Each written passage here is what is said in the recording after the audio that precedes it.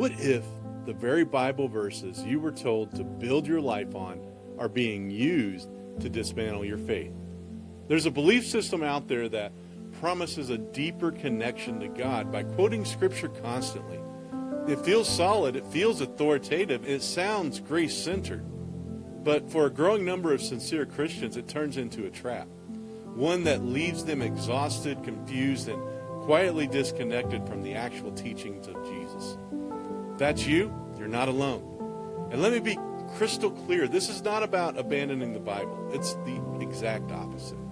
This is about rescuing the Bible from a system that twists its words to silence its true message, creating burdens Jesus never asked you to carry, while explaining away the rest he actually promised. You know, at the Redeployed, we talk a lot about what happens after the battle, after the adrenaline fades, after the performance ends, and after faith gets reduced to survival mode. This video exists because too many wounded believers are being handed verses when what they actually need is shepherding. So what is this trap? It's subtle, and that's why it works. It doesn't show up wearing a sign that says, "Wild heresy." It shows up as the most biblical version of Christianity you've ever seen. It claims that it's protecting the gospel. It uses a ton of Scripture. The problem isn't that it denies the Bible. The problem is that it reorganizes the Bible. It takes this library of 66 books, history, poetry, prophecy, gospels, letters, and forces all of it to be read through one narrow lens. One specific interpretation of Paul becomes the master key for everything else. Here's the picture. Imagine the Bible is a grand cathedral, soaring arches, stained glass, scenes of Jesus, foundations rooted in the Old Testament, a sanctuary that takes your breath away. Now, imagine someone hands you a new blueprint and says, "This is the only way to experience the cathedral." But the blueprint says the only room that truly matters for you is the one specific chapter, Paul's chapter. Everything else is roped off, labeled for another time, or only allowed to be viewed from that one room. The building is still the same, but the way you're told to live inside it has changed. You're still in the cathedral, but you're being told you can't really inhabit most of it. That's why sincere people end up exhausted. They're trying to live in a mansion where most of the doors are locked, and for wounded believers, burned out pastors, veterans, parents, holding everything together, this becomes spiritual survival mode. Still believing, still faithful, but quietly starving. Here's the first tactic. It collapses all of Christianity into the single moment of salvation. Historically, biblical Christianity holds three connected realities together. Justification. God declares you righteous because of Christ. One-time act received by faith, not earned. The second thing is sanctification. The lifelong process of being made whole, transformed into Christ's image. Justification is an event. Sanctification is a journey. And the third thing is discipleship, the practical, on-the-ground life of following Jesus, learning his ways, walking with him, becoming like him. Healthy Christianity holds these in balance.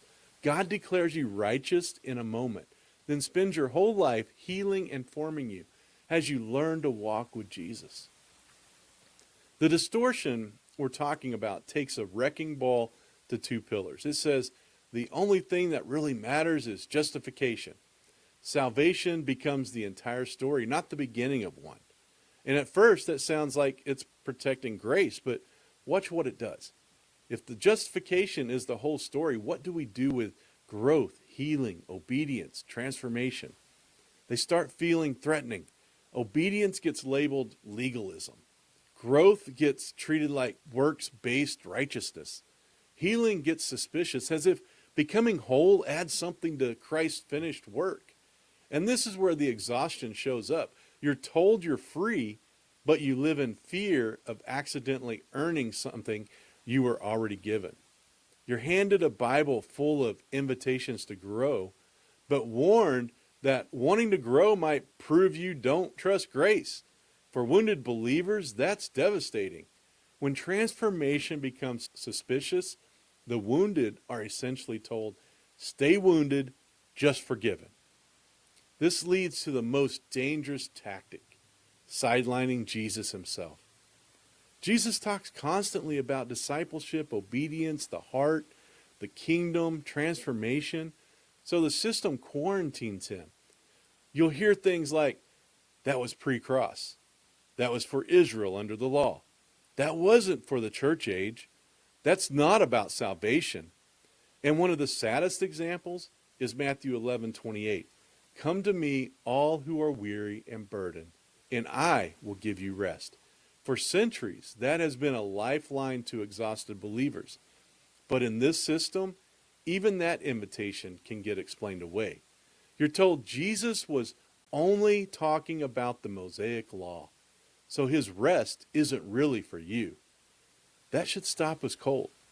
Any doctrine that has to build walls around Jesus' words to survive is fundamentally flawed. If your theology requires you to say, yes, Jesus said that, but not for us, you are no longer standing on Christ, you're standing on a system. Paul never intended to replace Jesus. Paul served Jesus. His letters explain and apply Christ. They don't demote him.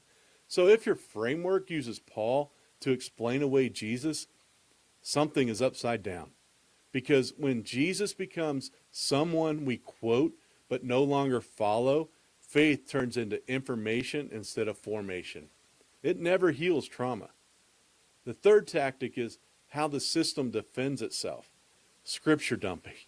Instead of conversation, verses get thrown down like trump cards. Questions get met with citations. Dialogue ends. Why? Because the system can't survive, so Paul gets weaponized. James, he gets silenced. The Sermon on the Mount gets sidelined. Scripture becomes ammunition instead of nourishment. And the Bible becomes a minefield where curiosity feels dangerous and questions feel like rebellion. If this resonates with you, I want you to pause for a second. This channel exists for people who've been corrected more than cared for. And you're not crazy, you're not weak, you're not a problem because you're asking honest questions. Here's what people don't realize. This system is not historic Christianity. You won't find it dominating the early church. It's not the framework of creeds. It emerged within the last 150 to 200 years as a reaction against legalism. And I want to be fair. The desire to protect grace is good, but in trying to protect grace, the system overcorrected. It shrank the gospel and treated transformation like a threat. And you'll know when it's happening because the fruit looks like this. More defended than discipled. More anxious than anchored. More informed than transformed. So if you're questioning this system, you're not departing from Christianity. In many ways, you're returning to it. So what's the way forward? Not rejecting Paul, restoring order. Grace and transformation are partners. Rest is not laziness, it's trust. Obedience isn't payment, it's fruit. Growth doesn't earn favor, it expresses it. The gospel forgives and it restores. That's what it means to be redeployed. Not disqualified by weakness, not sidelined by exhaustion, invited into healing, formation, and purpose again. So, here are 5 questions to run any teaching through. Number 1, does this teaching make the Bible bigger or smaller? Number 2, does it treat growth with suspicion? Number 3, does it sideline Jesus to protect a system? Number 4, does it end in conversation or open it? Number 5, is faith information or relationship?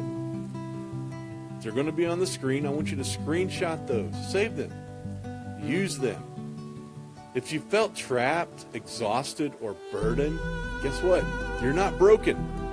You've been carrying a load Jesus never asked you to bear. If you hunger for healing, you're not adding works. You're receiving inheritance. False doctrine doesn't always look evil. Sometimes it looks like Scripture without shepherding, truth without love, grace without transformation. But the gospel is bigger than you were told. It forgives and it restores. So let the whole Scripture speak to your whole life. If this helped you, subscribe, share it, pass it to someone who's been made to feel unsafe asking questions. Remember, you're not disqualified. You are redeployed.